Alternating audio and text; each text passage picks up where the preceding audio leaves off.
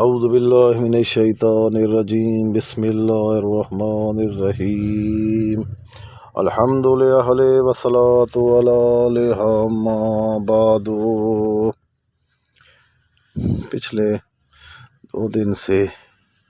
جناب ابو طالب علیہ السلام اور جناب خدیجہ الکبریٰ کی دینی خدمات کا ذکر ہو رہا تھا۔ انہوں نے جو اسلام کے لیے کوششیں کی اور اپنا کردار پیش کیا، اس موضوع پہ بات ہو رہی تھی۔ اسی کو آگے دہراتے ہوئے کل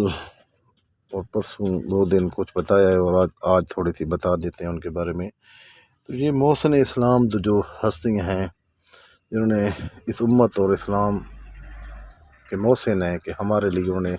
ایسا کام کیا کہ جنہوں نے ہمارے لیے احسان کیا کہ ہمیں وہ دین جو پیغمبر صلی اللہ علیہ وسلم لائے ان کے مددگار تھے۔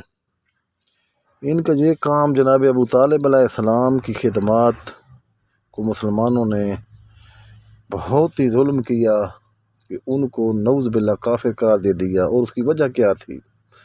جس کو علی سے ویر تھا جس کو علی سے ویر تھا وہ علی کے باپ کے ایمان کا دشمن، اور جس کو فاطمہ سے ویر تھا وہ فاطمہ کے ماں کے احسان کا دشمن بن گیا ہے۔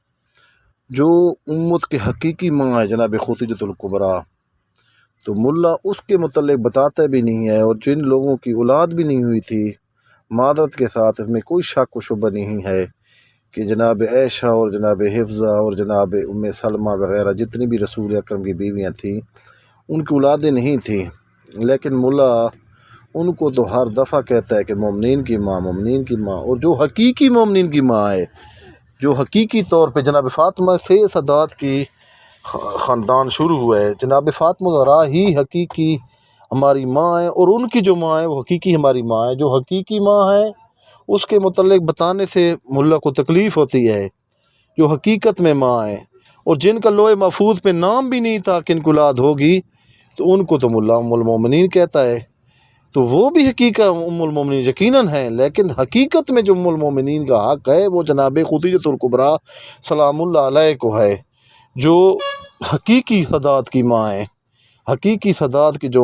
ماں ہے وہ جناب خدیجہ الکبریٰ ہیں، اور جناب ابو طالب علیہ السلام جو ہیں انہوں نے اسلام پہ اتنا احسان کیا کہ پیغمبر اسلام صلی اللہ علیہ وسلم کو اتنا ساتھ دیا،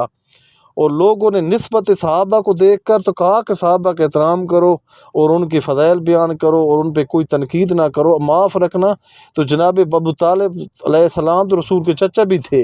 اور ان کو رسول سے 2 نسبتیں تھیں، صحابی ہونا بھی شرف تھا اور چاچا ہونا بھی شرف تھا، لیکن اور ان کا اسلام پہ احسان بھی تھا کہ انہوں نے پیغمبر اسلام کے ساتھ وفاداری کی اور اس کے ساتھ اس کی پرورش کی، باوجود مسلمان نے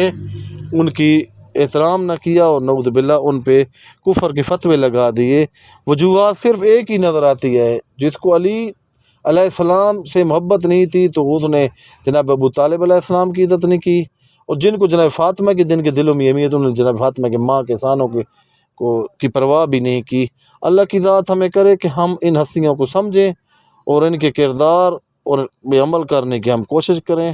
اللہم صلی علی محمد و آل محمد۔